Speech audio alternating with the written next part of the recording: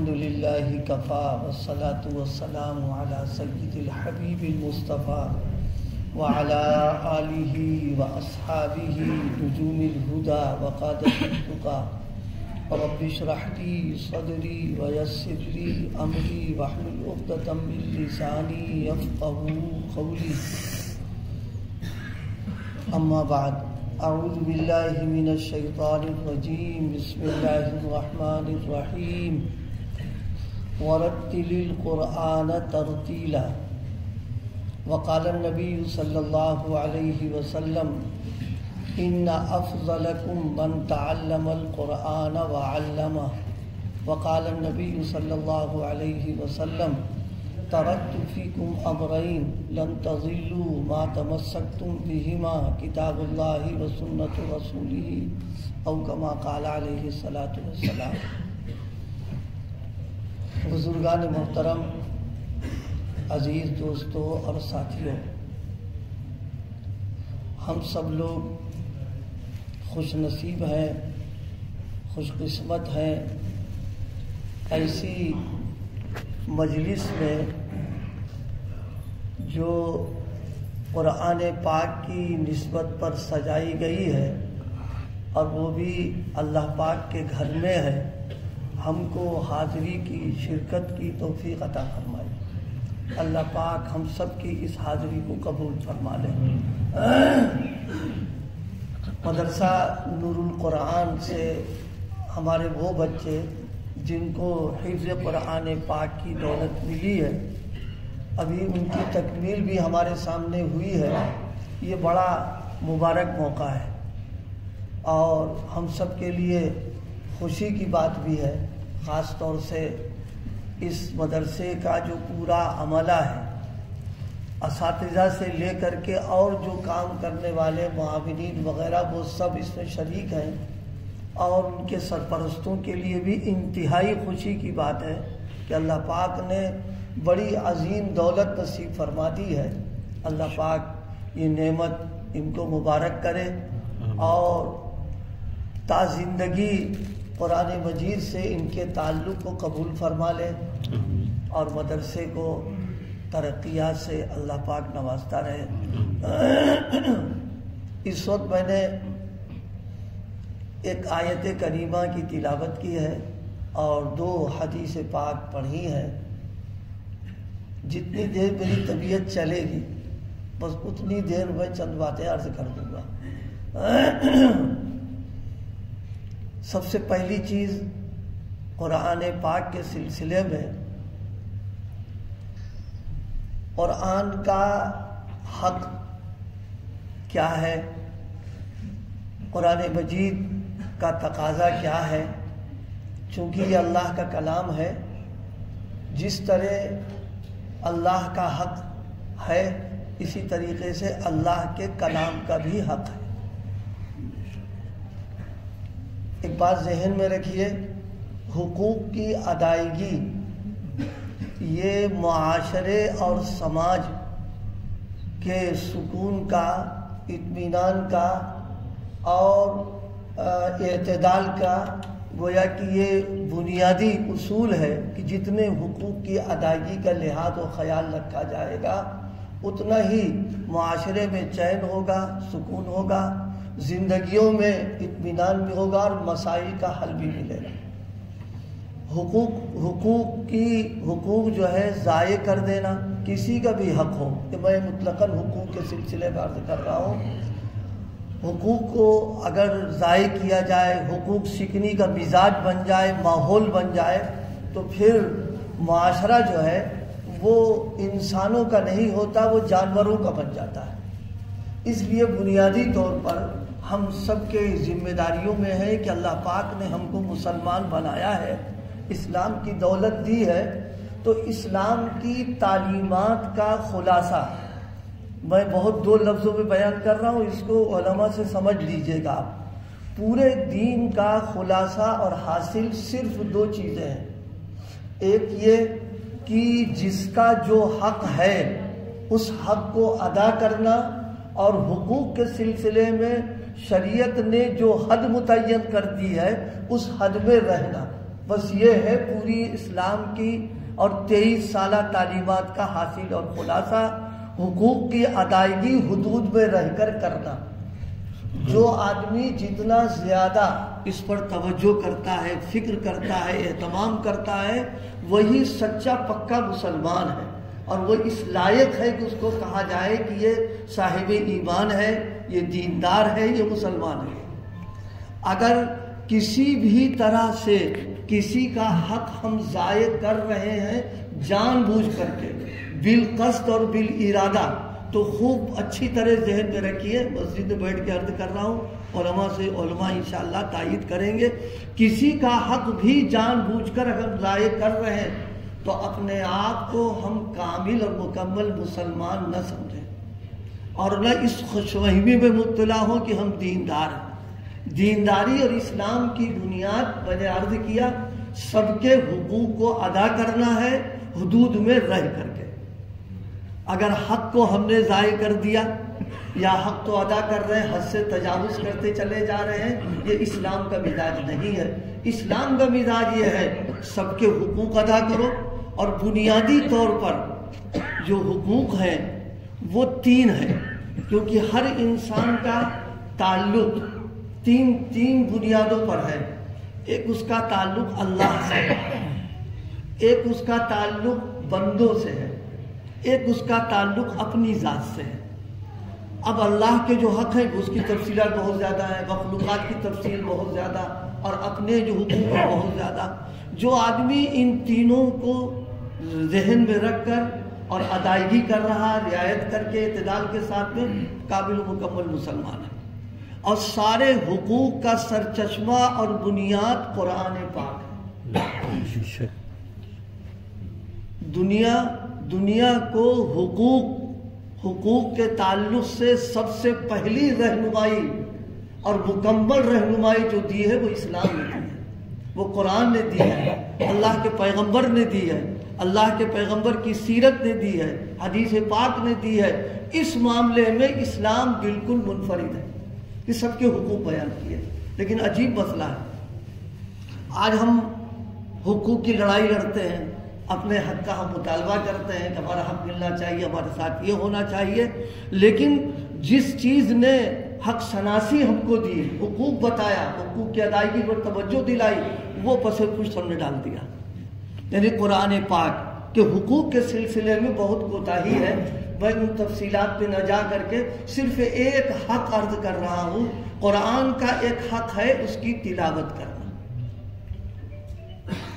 قرآن مجید کا پڑھنا، روزانہ قرآن مجید کی تلاوت کرنا، یہ قرآن کا حق ہے۔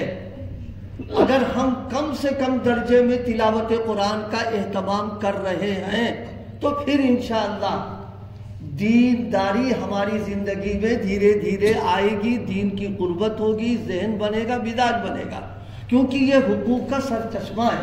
جب اس کے قریب ہوں گے تب بات بنے گی آگے۔ قرآن مجید کا حق تلاوت، اور صرف تلاوت قرآن کا حق نہیں ہے، بلکہ قرآن کا حق یہ ہے تلاوت ہو، ایمان میں اضافہ ہونے لگے، ایمان کے اندر جلا پیدا ہو جائے، نورانیت و روحانیت محسوس ہونے لگے، یہ تلاوت قرآن کا حق ہے۔ اس کو میں نے اس لیے عرض کیا کہ قرآن مجید نے ایک موقع پر مومن کی خصوصیت بیان فرمائی، مومن کی پہچان، اس کی شناخت بتائی ہے۔ اور حضرات اکابر نے، علماء نے لکھا ہے کہ اگر کوئی آدمی اپنے آپ کو جانچنا چاہے، پرکھنا چاہے کہ کس درجے کا میرے اندر ایمان ہے، تو فرمایا کسی سے پوچھنے کی ضرورت نہیں ہے، کسی سے سرٹیفکیٹ لینے کی اور سند لینے کی ضرورت نہیں کہ ایمان ہے یا نہیں اور کس درجے کا ایمان ہے۔ اللہ پاک نے ہر ایمان والے کو اس کا تھرما میٹر، اس کا پیمانہ اور اس کے ناپنے کی چیز اللہ نے سب کو عطا فرما دی۔ کیا فرمایا؟ انما المؤمنون الذین اذا ذکر اللہ وجلت قلوبهم وَإِذَا تُلِيَتْ عَلَيْهِمْ آيَاتُهُ زَادَتْهُمْ ایمانا۔ یہ پیمانہ ہے۔ مجھے یاد آیا ہمارے بزرگوں میں حضرت مولانا محمد یعقوب صاحب مجددی رحمہم اللہ، حضرت مولانا یعقوب صاحب مجددی سلسلہ نقش بندیہ میں ہے، اور حضرت مجدد الف ثانی رحمۃ اللہ علیہ کی شاخ میں ہے یہ، اور امام اہل سنت حضرت مولانا عبدالشکور فاروقی ان کے والد ان کے شیخ تھے، اتنے بڑے لوگوں میں۔ حضرت نے ایک موقع پر بہت پیاری بات فرمایا کسی کو اپنے ایمان کا اور اپنے اللہ کے تعلق کا، قرآن کے تعلق کو جانچنا پرکھنا ہے تو کہیں جانے کی ضرورت نہیں ہے، فرمایا تھرمومیٹر موجود ہے اس کے پاس۔ اور اس کو ہم اپنے طور پر سمجھانے کے لیے، کیونکہ آپ کی سمجھ میں بات آ جائے، دیکھو دنیا کا قاعدہ یہ ہے کہ جب کسی انسان کو کسی سے محبت ہوتی ہے، تعلق ہوتا ہے، عشق ہوتا ہے، تو جس درجے کا بھی تعلق ہوگا تو محبوب کا جب نام سنے گا تو پھر اس کی محبت میں اضافہ ہونے لگتا ہے اپنے آپ۔ اگر محبوب کا تذکرہ ہوا، محبوب کی باتیں کرنا شروع کر دی گئی اور محبوب کا چرچا شروع ہوا، لیکن کوئی مزہ نہیں آ رہا، جی نہیں لگ رہا، لطف نہیں آ رہا، یہ علامت ہے کہ محبت جھوٹی ہے اس کے اندر۔ اگر صحیح محبت ہوگی تو کیفیت بدلنا شروع۔ مولانا جلال الدین رومی رحمۃ اللہ تعالی علیہ نے ایک واقعہ نقل کیا سمجھانے کے لیے، فرمایا بادشاہ کی نظر ایک عام عورت پر لگ گئی، اس کو پسند آ گئی اور اس کو اپنی بیگمہ میں داخل کر لیا۔ ظاہر ہے عام آدمی کی عورت اور پھر بادشاہ کے محل میں آ کر کے اور بیگم بن کر کے، ظاہر راحت و آرام کے سارے اسباب اس کے پاس تھے۔ آپ لوگ تھوڑا قریب آؤ، اور یہ تم ایسے بیٹھے ہوئے، ہم تو ویسے ہی تھکے مائی آ گئے، تھوڑا قریب آ جاؤ بھائی آپ لوگ، انشاءاللہ بات سمجھ میں آئے گی، توجہ سے سنو گے۔ آپ کے ذہن رکھ کر کے میں سادے الفاظ سمجھا رہا ہوں، قریب آ جاؤ تھوڑا سا۔ ظاہر ہے کہ شاہی گھر میں کوئی کمی نہیں، کسی بھی اعتبار سے کمی نہیں، راحت و آرام کے سارے انتظامات ہیں اس کے پاس، لیکن وہ بیگم جو ہے وہ روزانہ کمزور ہو رہی ہے، دبلی ہو رہی ہے، چہرہ زرد پڑ رہا، بادشاہ کو فکر ہو رہی ہے، اس لیے کہ ایک طرفہ معاملہ، اس کو محبت تھی تو اس بنیاد پر لے کر کے آئے، اس کو فکر تھی، تو جناب والا ان کے معالجین کا جو بورڈ تھا سب نے علاج شروع کیا، دوا شروع کی، لیکن مسئلہ وہی، جو دوا کی مرض بڑھتا چلا گیا، ذرا طبیعت اس کی خراب ہوتی چلی گئی۔ تو جو طبیب حاذق تھا، ماہر طبیب تھا، بادشاہ نے اس کو بلایا، کہا دیکھ اگر یہ مر گئی تو تیری خیریت نہیں ہے، اور یہ جتنے حکماں یہاں موجود ہیں جن کو میں کھلاتا رہتا ہوں ان سب کی جان لے لوں گا۔ اب ان لوگوں کو فکر ہو گئی کہ بھائی یہ تو معاملہ بڑا نازک ہے، تو جو حکیم ماہر تھے انہوں نے کہا حضور گستاخی معاف ہو، ایک بے ادبی کرنا چاہتا ہوں، آپ تھوڑی اجازت دے دیں تو میں ان کا علاج کر دوں گا۔ دیکھیے کسی کی بیوی سے تنہائی میں ملنا آسان تھوڑے نہ ہے، اور پھر وہ بادشاہ کی بیوی ہے، تو انہوں نے پہلے ہی گستاخی کی معافی اور اپنی جان کی سلامتی کو امید کر کے کہا آپ مجھے اجازت دے دیں، میں علاج کروں گا ان کا۔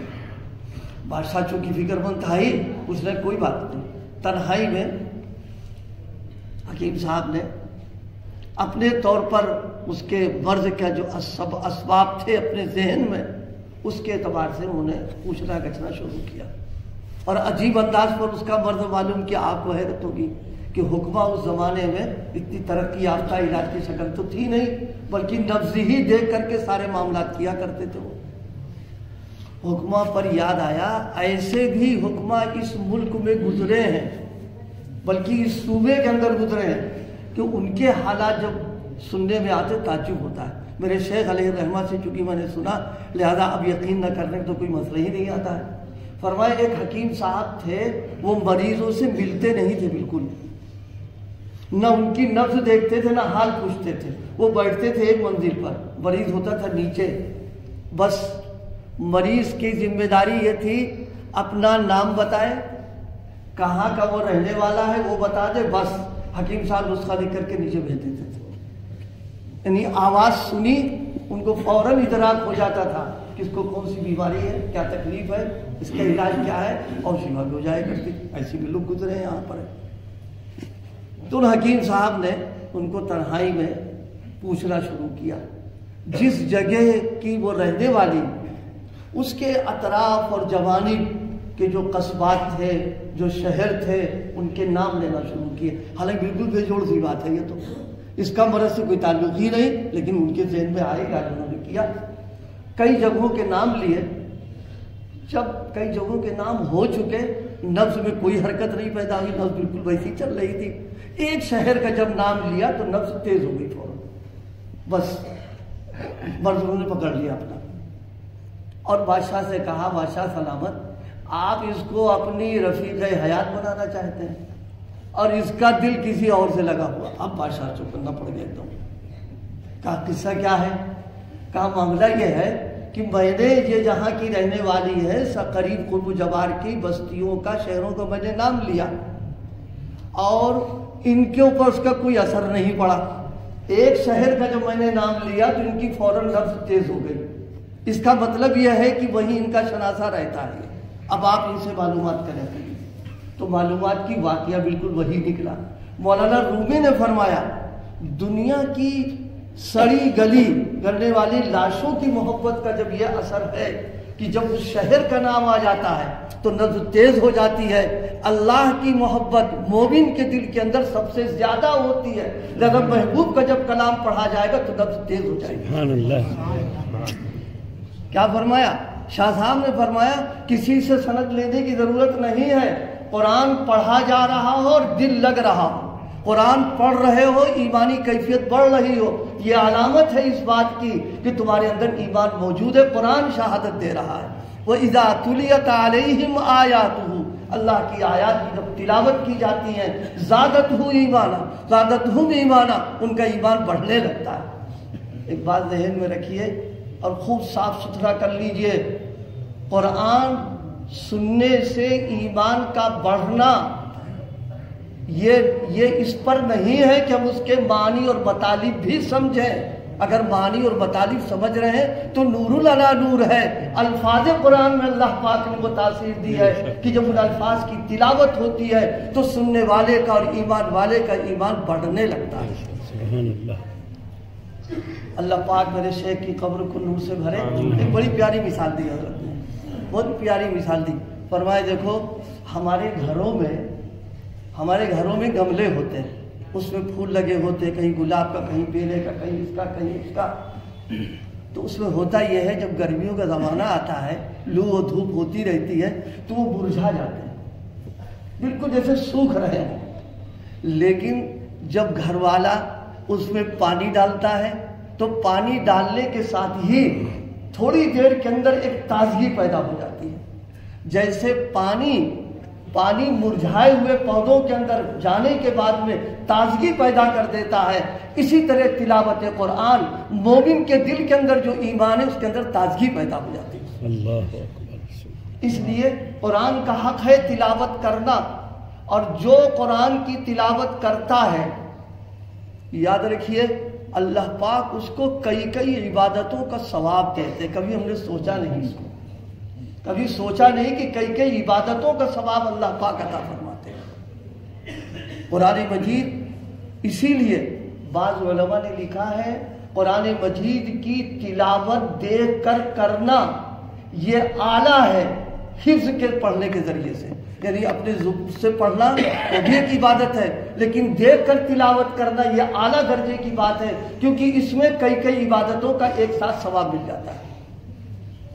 آپ بتائیے جب قرآن مجید دیکھ کر پڑھیں گے تو دیکھیں گے تو آنکھوں سے، تو جتنی دیر ہم دیکھتے رہیں گے، فرمایا النظر فی المصحف عبادت، میرا اللہ یہ کہتا ہے چاہے تمہاری سمجھ میں آئے نہ آئے، صرف تم الفاظ کو اگر دیکھو گے تو اس دیکھنے پر تم کو عبادت کا ثواب عطا کر دیں گے۔ سبحان اللہ۔ اور جب تلاوت کریں گے تو تلاوت کرنے میں کان بھی تو مشغول ہوں گے، اور دیکھیے یہ قرآن کا حق ہے، یہ اور ایمانداری کی بات یہ ہے، محبت کا حق ہے کہ محبوب کا جب کلام پڑھا جائے تو پڑھنے کے وقت میں محبت کا تقاضا یہ ہے کہ اب کان اسی کی طرف متوجہ ہو جانا چاہیے کہ ہم تو نہیں تلاوت کر رہے، میرے محبوب کا کلام پڑھا جا رہا۔ ادب یہ ہے کہ اس کو سننا ہے خاموشی کے ساتھ۔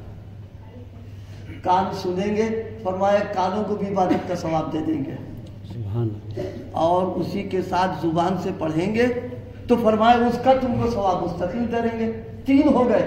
اور چوتھے جب قرآن پاک پڑھا جاتا ہے تو ہاتھ تو لگتے ہی ہے، ورق الٹتے ہیں، کبھی رحل نہیں ہوتی، ہاتھ اس کو لے لیتے ہیں تو ہاتھ بھی عبادت کے اندر مشغول ہو جاتا ہے۔ اسی کے ساتھ اگر قرآن کے معنی اور مطالب سمجھ میں آ رہے ہیں تو جب قرآن پڑھیں گے، عربی جان رہا ہے تو دماغ مستقل لگا رہتا ہے معنی اور مطالب کی طرف، تو دماغ بھی عبادت میں لگا ہوا ہے، اور قلب متاثر ہو رہا تو دل بھی عبادت کے اندر لگا ہوا ہے۔ اور تلاوت کے وقت غیر اختیاری طور پر آدمی جھومنے لگتا ہے، اس لیے کہ محبوب کا کلام جب پڑھ لے تو روح وجد میں آ گئی ہے، پورا وجود عبادت کے اندر مشغول ہو جاتا ہے۔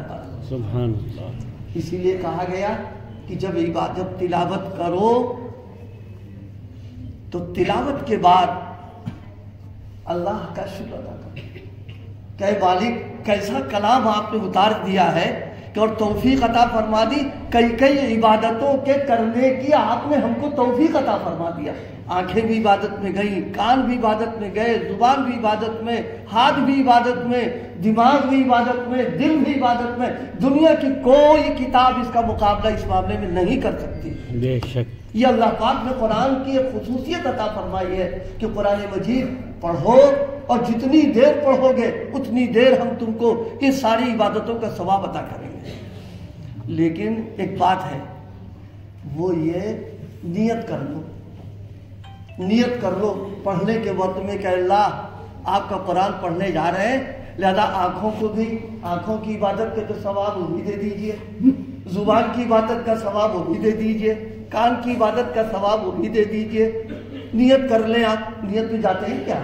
اللہ پاک تو ایک ایک عمل پر کئی نیتیں، کئی نیتیں، ہمارا ذہن چلتا نہیں ہے سمجھو، برا مان جائیں گے، دنیا کمانے میں تو خود دماغ چلتا ہے کہ ادھر سے لاؤ ادھر سے لے کر کے آؤ، لیکن جب اعمال کرتے ہیں تو نیت کے سلسلے میں دماغ نہیں چل پاتا۔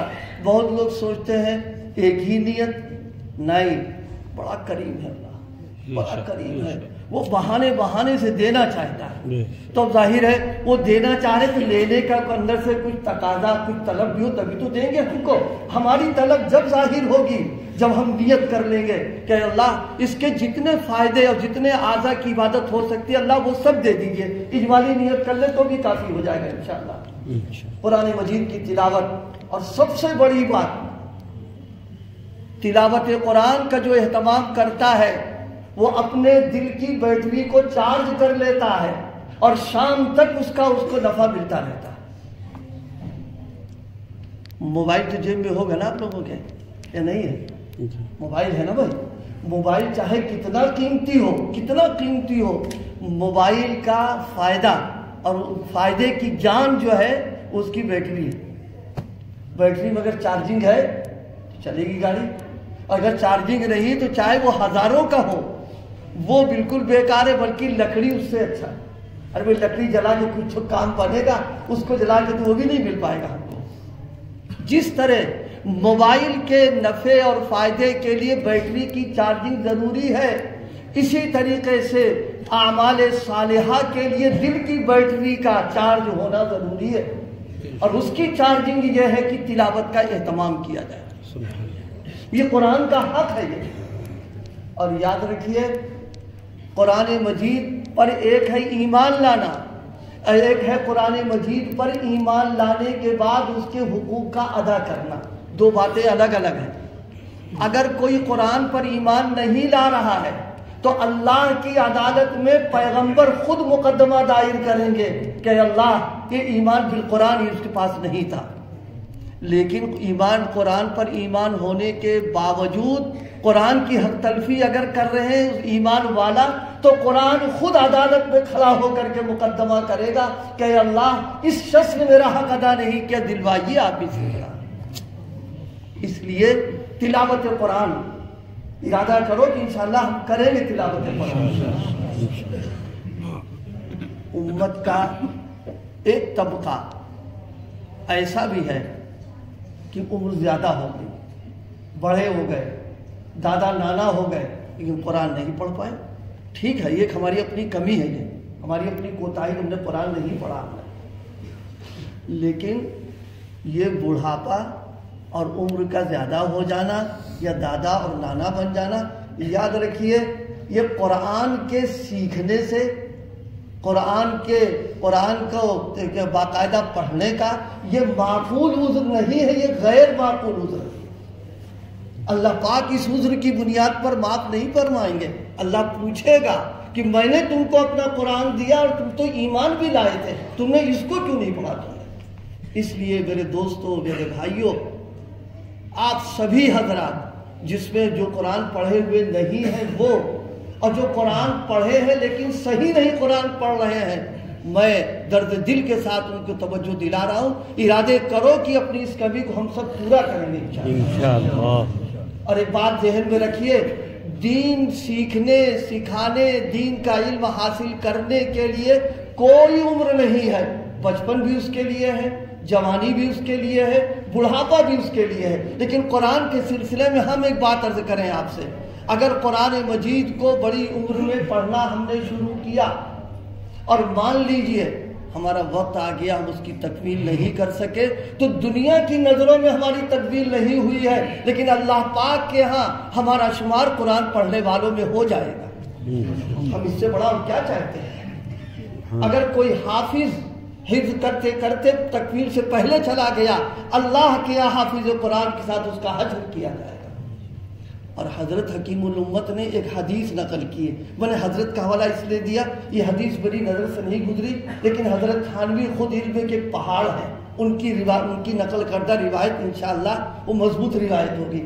حضرت نے فرمایا کوئی حافظ قرآن اگر چلا گیا اور مکمل نہیں کر سکا تو اللہ پاک فرشتے کو مقرر کریں گے کہ یہ میرے کلام کا ہی کر رہا تھا، میں وقت آ گیا، میں نے بلا لیا، تم اس کی تکمیل پوری کرا دو اس کو یہاں پہ. اللہ. اس لیے بھائی ہم سب لوگ ارادے کریں. میں اس وقت ان حضرات سے کہہ رہا ہوں، قرآن کی تصحیح، قرآن مجید کا پڑھنا، قرآن مجید کی صحت کے ساتھ پڑھنا یہ فرض عین ہے. یہ نہیں کہ چند لوگوں نے پڑھ لیا ہم ادا ہو گئے، نہیں، اتنا قرآن مجید کا پڑھنا تجوید اور صحت کے ساتھ کہ ہماری نماز صحیح ہو سکے، یہ ایک ایک مسلمان کے ذمہ ضروری ہے. اس میں کوتاہی جو ہوگی یہ معافی کے قابل نہیں ہے، ہم کو فکر کرنا ہے. دوسری بات، کہتے ہیں زبان موٹی ہو گئی مولانا، گٹھل ہو گئی ہے. آپ ایک بات بتاؤ، اگر کوئی مزدور بوڑھا ہو گیا ہو، کمزور ہے، بوجھ نہیں اٹھا پا رہا، اور مالک نے اس سے کہا تم میری مزدوری کرو، ہم تم سے جتنا آسانی سے ہوگے کرتے رہو اور شام کو تم کو ڈبل مزدوری دیں گے. مثلا مان لو 500 ملتے ہیں، ہم تم کو 1000 دے دیں گے، تو آپ بتاؤ اس کے لیے خوشی کی بات ہوگی یا غم کی بات ہوگی؟ خوشی. بیٹھے بٹھائے ڈبل مل رہا بھیا، اور کیا چاہتے تم؟ اللہ فرما رہا قرآن مجید کے پڑھنے میں اگر تم کو مشقت ہو رہی ہے، تمہاری زبان نہیں چلتی، حروف ادا نہیں ہوتے، فرمایا ہم کریم ہیں، ہم شان کریمی کا مظاہرہ کریں گے کہ تم میرے کلام کو پھر بھی پڑھ رہے ہو تو تم کو ڈبل مزدوری ہم عطا کریں گے. اللہ. ایک تو قرآن کے سیکھنے کی، اور دوسرے اس پر تم کو جو مشقت ہو رہی ہے، اس مشقت کو برداشت کرنے پر ہم کو پیار آ رہا ہے، لہذا تمہاری مزدوری ہم ڈبل کر دیتے ہیں. تو اب کیا رہ گیا ہمارے پڑھنے کے لیے؟ ہم سب ارادے کریں کہ انشاءاللہ قرآن پڑھے بغیر ہم میں کوئی رہے ہی نہ، ہم تھوڑی سی فکر کر لیں. اس میں یاد آیا حضرت اورنگزیب عالمگیر رحمۃ اللہ تعالی علیہ کے سلسلے میں کہ ایک مرتبہ عالمگیر رحمۃ اللہ علیہ بیٹھے ہوئے تھے تو انہوں نے دیکھا کہ عوام، پبلک علماء سے اور حفاظ سے دور ہو رہی تھی، ان کے قریبی نہیں آ رہی، نہ ان سے دین سیکھ رہی، نہ مسائل سیکھ رہی ہے. اب جب ظاہر ہے کہ نہیں کرے، ان کی خدمت بھی نہیں کر رہی ہے، حضرت کو فکر ہو گئی کہ ارے بھائی یہ تو عجیب سا مسئلہ ہو گیا، کیونکہ علماء، حفاظ اور دین والوں کا عوام کا جوڑ انتہائی ضروری ہے، بغیر اس کے دین زندگی میں آئے گا کیسے؟ ارے بھائی پاور ہاؤس سے اگر رابطہ نہیں کریں گے تو روشنی کہاں سے آئے گی؟ علماء سے، مفتیان کرام سے، مسائل جاننے والوں سے، حفاظ سے دور رہیں گے تو دین ہماری زندگی میں آئے گا کیسے؟ تو حضرت نے ایک تدبیر کی،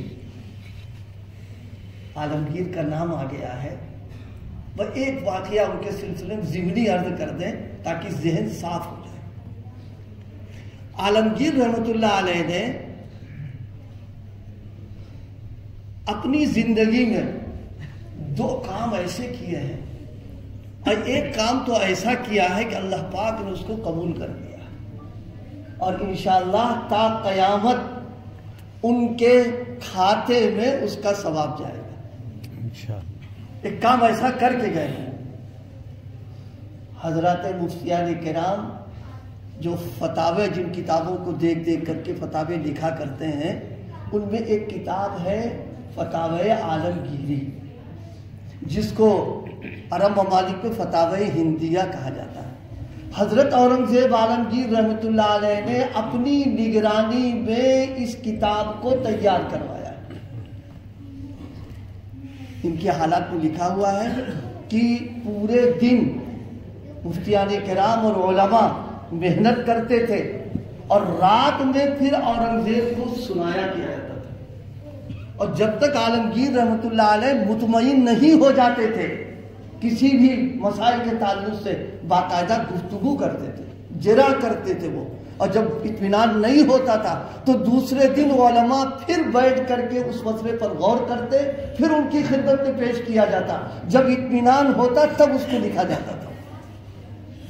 اور آج پوری دنیا کے اندر مسائل کے تعلق سے معتبر کتابوں میں فتاوے عالمگیری، آپ بتاؤ جتنے فتوے دے جا رہے ہیں اس کا ثواب ان کے اس میں جا رہا ہے کہ نہیں جا رہا ہے؟ بے شک۔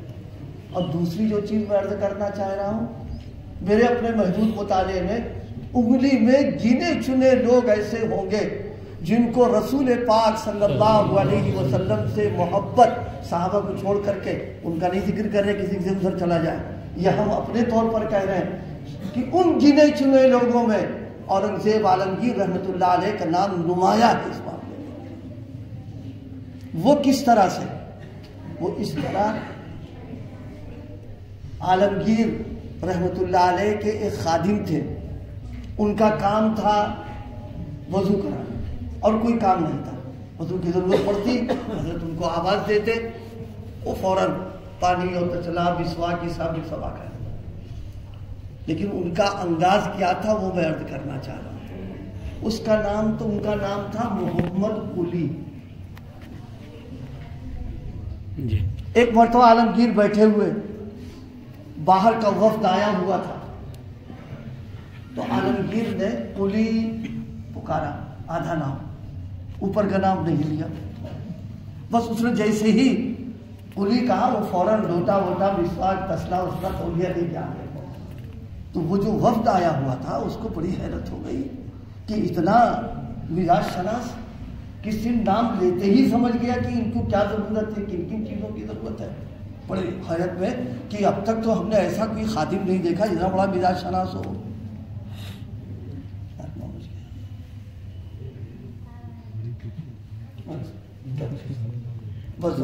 بس یہ اس کو سمیٹ بات ہو جائے۔ تو وہ اسے پوچھا کہ تم کتنے دنوں سے آ رہے تھے؟ کہا بہت دنوں سے ہیں۔ کہا تم اتنے مزاج شناس ہو گئے کہ کچھ کہا نہیں، نہ اشارہ کیا، نہ زبان سے ظاہر کیا، تو نام لیا تم سمجھ گئے؟ تو بہت عجیب بات کہی، وہ میں عرض کرنا چاہتا ہوں۔ میں نے کہا اس نے کہا اپنی ملازمت کے زمانے میں میرا 12 کا تجربہ ہے کہ جب عالمگیر رحمت اللہ علیہ کا وضو ٹوٹ جایا کرتا تھا، ٹوٹے نہ سمجھ گئے آپ، باوضو رہتے تھے وہ، جب وضو ٹوٹ جایا کرتا تھا تو رسول پاک کا نام بغیر وضو کے نہیں لیا کرتے ہیں، اور میرا نام صرف آدھا قلی کہہ کے کہتے ہیں۔ میں سمجھ جاتا ہوں کہ وضو ان کا ٹوٹ چکا ہے۔ یہ تو اچھے لوگوں میں نہیں میسر ہوتا ہے، اللہ پاک نے ان کو عطا فرمایا تھا۔ تو میں عالمگیر اورنگزیب رحمۃ اللہ علیہ کا تذکرہ کر رہا تھا، کہا کہ سنا رہا تھا کچھ حفظ کے متعلق بیٹھے ہوئے تھے۔ ہاں، وہ میں ایک بات عرض کرنا، علماء اور عوام کا ربط دیکھا بے ربطی ہو رہی ہے، تو انہوں نے ایک وزیر سے پوچھ لیا کہ وضو میں کتنا فرض ہے۔ اب وہ اس کے 14 طبق رسل ہو گئے، وزیر وہ وضو کے فرائض کیا جانا ہے؟ اسے پوچھا غسل کتنے فرائض ہیں؟ چنانچہ مختلف سوالات کیے. سارے وزراء کی جو ٹیم تھی گھبرا گئی کہ یہ تو مسائل پوچھنا شروع کر دیا انہوں نے اور یہاں مسائل سے ندارت. اسی دن جوان بوڑھے جتنے وزراء تھے مولویوں کی تلاش میں، مفتیوں کی تلاش میں اور ان کی جو ہے شاگردی میں مشغول ہو گئے کہ بھیا جلدی جلدی مسائل کو سیکھنا شروع کرو ورنہ بادشاہ کا اطاعت میں روکا ہو جائے گا. تو عالمگیر رحمۃ اللہ علیہ نے بہت پیاری بات فرمائی اس وقت کہ میں نے یہ دیکھا کہ عوام بالکل دین سے دور ہوتے چلے جا رہے ہیں اور علماء سے استفادہ نہیں کر رہے ہیں اور جب دین والوں کے قریب نہیں آ رہے تو میں نے سوچا دونوں میں جوڑ پیدا ہو جائے، وہ ان سے آ کے مسائل سیکھیں اور پھر وہ ان کی طرف توجہ کریں، وہ ان کی خدمت کریں. اس کا علاوہ کوئی راستہ ہی نہیں تھا، انہوں نے طریقہ اختیار کیا. ہم آپ سے بہرحال اتنا تو کہیں گے ہی کہ سب ارادے کر لو تصحیح قرآن پاک. بس آخری بات اس کو غور سے سنو، ورتل القرآن ترتیلا. پیغمبر صلی اللہ علیہ وسلم کو قرآن مجید کی تلاوت کا حکم دیا گیا ہے اور فرمائے ترتیل کے ساتھ پڑھو. قرآن مجید لشتم پشتم الٹا سیدھا نہیں، اللہ نے فرمایا ترتیل سے پڑھیے. ترتیل کی بنیاد، یہ تو بہت لمبی تفسیر ہے چونکہ فن قرأت کا ایک خاص لفظ ہے اور اس کی تشریحات ہیں، لیکن دو باتیں بنیادی ہیں انشاءاللہ آپ کی سمجھ میں آئیں گی. اس کی رعایت کر کے قرآن پڑھیے آپ، اور اگر نہیں ہے تو سیکھیے آپ. دو چیزیں ہیں، ترتیل کی بنیاد اور ترتیل کی روح. پہلی چیز حروف کی ادائیگی مخرج سے ہونا. ترتیل کا نمبر 1 درجہ کہ حروف کی صحیح ادائیگی ہونا، یہ ترتیل کی بنیادی وجہ. اور دوسری چیز کہاں سانس توڑنا ہے کہاں نہیں توڑنا ہے، اس کا قاعدہ سیکھنا، یہ ہے ترتیل کی جان اور روح. دو چیزیں میں نے عرض کر دیا. سیدنا حضرت علی کرم اللہ وجہہ نے اس کی تشریح فرمائی ہے تجوید الحروف و معرفت الوقوف. حروف کو صحیح ادا کرنا. دیکھیے عربی زبان خاص طور سے قرآن مجید کی سب سے بڑی خصوصیت یہ ہے، ہر حرف ہر لفظ کے ادا کرنے کے لیے اللہ پاک نے اسی 32 جو دانت ہمارے اور زبان ہے اور پورا جبڑا ہے، اسی کے اندر اللہ پاک نے نکلنے کی خاص جگہیں رکھی ہیں. جب زبان کو اس خاص جگہ پر لگایا جائے گا تب جا کر کے وہ حروف ادا ہوں گے، بغیر اس کے ادا نہیں ہو سکتے. یہ خصوصیت دنیا کی کسی زبان کے اندر نہیں ہے. یہ بات بالکل دعوے کے ساتھ کہی جا سکتی ہے. مثلا انگریزی عام ہے، ٹھیک ہے، زبان ایک ہے، لیکن ABCD کسی سے پوچھو ڈی نکلنے کے لیے کون سا مخرج ہے، کیسے کوئی مخرج ہی نہیں. بس پتا کرتے رہو، بی کہاں سے نکلے گا، سی کہاں سے نکلے گا، ایچ کہاں سے نکلے گا، ایم کہاں سے، کوئی مخرج نہیں اس کا. لیکن 29 حرف جو عربی کے ہیں، ہر حرف کے مخرج باقاعدہ متعین کیے گئے. اس لیے حضرت علی نے فرمایا ترتیل جبھی ہو پائے گی جب ہر حرف کو اس کے مخرج سے صحیح نکالا جائے. اور دیکھیے یہ اپنے آپ نہیں بنے گی بات، استاد کی ضرورت پڑے گی. آج کل بہت خبط یہ بھی سوال ہو گیا ہم لوگوں کا ہے کہ کتاب دیکھ کر کے ہم چاہتے ہیں کہ بن جائیں محقق اور ریسرچ کرنے لگے. جی نہیں، ضرورت پڑے گی استاد کی.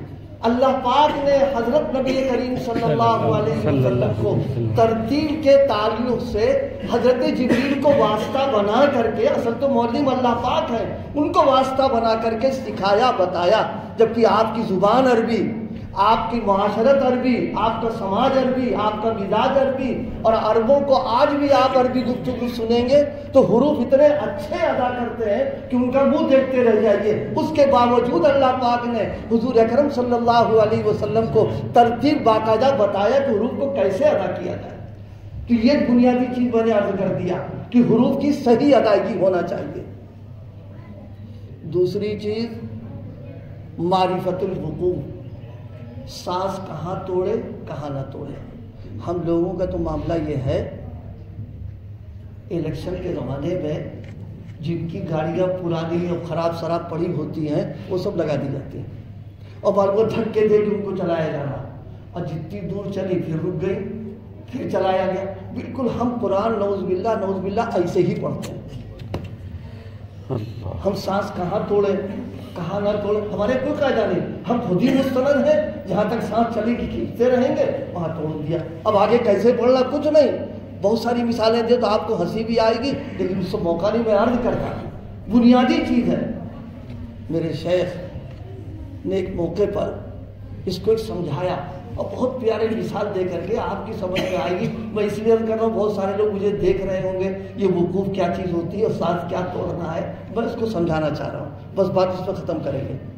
فرمائے دیکھو ریلوے اسٹیشن پر پلیٹ فارم ہوتے ہیں، نمبر 1 نمبر 2 نمبر 3 سنتے رہتے فرم آ رہی ہے. فرمایا کہ دیکھو اگر کوئی ڈرائیور پرانا اور ماہر ہو اور وہ ٹرین لائے اور لانے کے بعد پلیٹ فارم سے آگے نکال کر کے کھڑی کر دے. میری بات سمجھ میں آ رہی نہیں آ رہی؟ جی.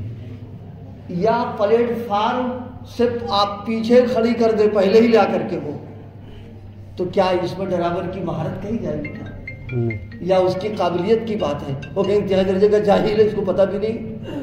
اچھا، اور اگر وہ یہ کرے کہ آدھی ٹرین پلیٹ فارم پر اور آدھی ٹرین باہر، تب بھی غلط کام کر رہا ہے. صحیح یہ ہے کہ پلیٹ فارم پورا ٹرین اس پر آ کر کے کھڑی ہو، یہ ماہر ڈرائیور کا کام ہوا کرتا ہے. ایسی قرآن مجید نے کہاں سانس توڑنا ہے کہاں نہیں توڑنا ہے اس کے اصول و ضابطے بیان کیے. ان اصول کی رعایت کر کے سانس اگر توڑتے ہیں گویا گاڑی پلیٹ فارم پر کھڑی ہو گئی آ کر کے. یہ 2 چیزیں میں نے عرض کر دی اجمال کے طور پر. میں سمجھتا ہوں میری بات سمجھ میں آ گئی ہوگی.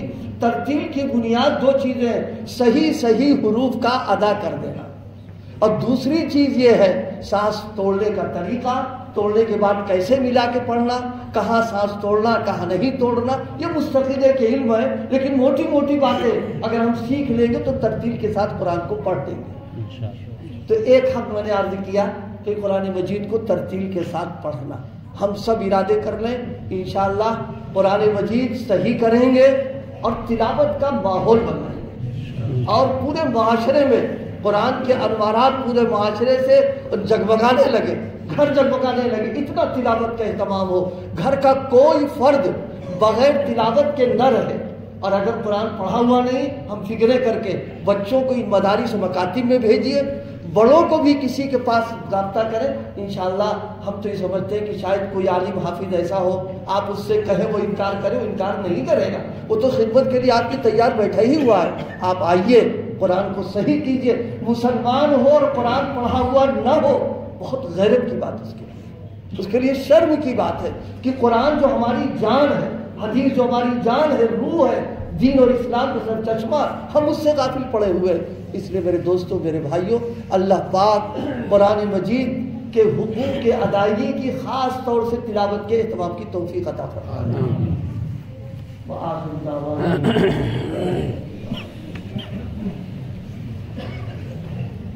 سبحان اللہ وبحمدہ سبحان اللہ العظیم صلی اللہ علیہ النبی الکریم. اے اللہ ہم سب کی گناہوں کو معاف، اے کریم ہم سب کے ساتھ رحم کا، کرم کا، عفو کا، عافیت کا معاملہ فرما. اے اللہ جو کچھ عطا فرمایا ہے آپ نے یہ اپنے فضل و کرم سے ہم سب کو عطا فرمایا ہے. اپنی ایک ایک نعمتوں کی قدردانی کی توفیق عطا فرما، ناقدری سے حفاظت فرما، ناقدری سے نعمتوں سے ہم کو محروم نہ فرما. اے مولا کریم ہر لائن کی خیر مقدر فرما، ہر لائن کی شر سے ہم سب کی حفاظت فرما. اے مولا امن و امان کا ماحول پیدا فرما، چین و سکون پیدا فرما. اے اللہ عدل و انصاف کا بول بالا فرما. اے اللہ حق اور اہل حق کا غلبہ نصیب فرما، اس کے اسباب مہیا فرما، باطل اور اہل باطل کو مغلوب فرما. اے کریم اپنے کرم سے فضل سے حضرت نبی کریم صلی اللہ علیہ وسلم نے جن جن بھلائیوں کا اور خیر کا سوال کیا ہے وہ خیر ہم سب کو نصیب فرما. اور جن شرور و فتن سے پناہ چاہی ہے اپنے کرم سے ان تمام شرور فتن سے ہم سب کی حفاظت فرما. پورے عالم میں جہاں کہیں بھی دین کا کام ہو رہا ہو، کسی بھی شکل و صورت کے اندر ہو رہا ہو، اے اللہ اس کام کے نظام کی، کام کے کرنے والوں کی، کام کی جگہوں کی اللہ حفاظت فرما، اے اللہ کفالت فرما، اے اللہ اس کو خاص طور پر اپنی کفالت کے لیے قبول فرما لے، اے اللہ کاموں کے استحکام کی، جماؤں کی اے اللہ شکلیں پیدا فرما دے، اے کریم جس علاقے میں جس نوع کے کام کی ضرورت ہے وہاں افراد کو پیدا فرما دے، اے اللہ ان کو کھڑا کر دے، ان کو ہمت و استقلال نصیب فرما دے۔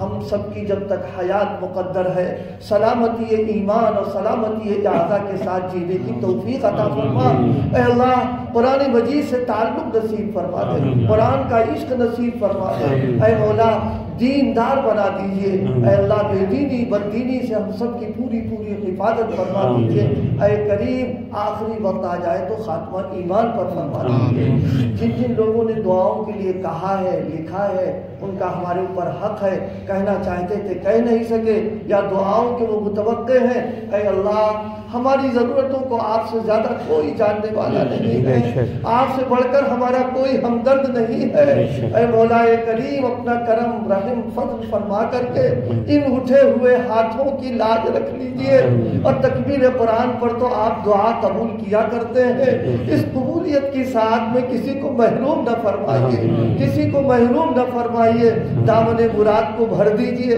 جو مانگا ہے وہ بھی دے دیجئے، جو مانگنے سے رہ گیا ہے وہ بھی عطا فرما دیجئے، ہماری دعاؤں کو تکمیل حفظ قرآن اور حضرت نبی کریم صلی اللہ علیہ وسلم کی برکت سے قبول فرما۔ سبحان ربک رب العزت عما یصفون وسلام علی المرسلین۔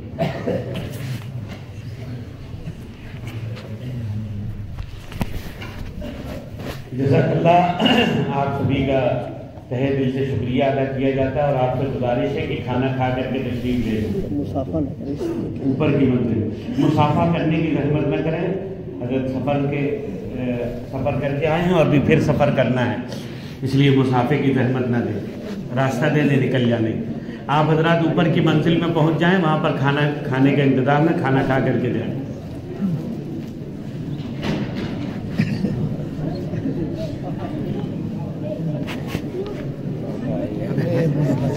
ایسی جگہ بیٹھے تھے نا ادھر،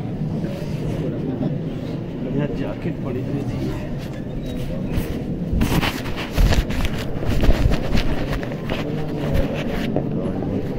وعلیکم السلام۔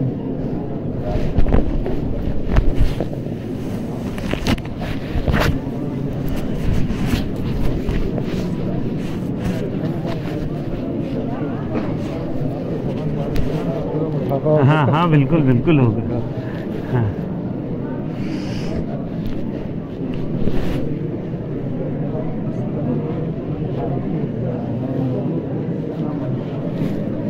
السلام علیکم ورحمۃ اللہ۔ الحمد للہ، آپ خیریت سے؟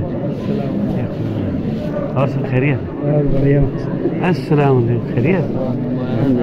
آپ فون کر رہے تھے؟ ہم پوچھنے والے تھے، شروع سے تھے۔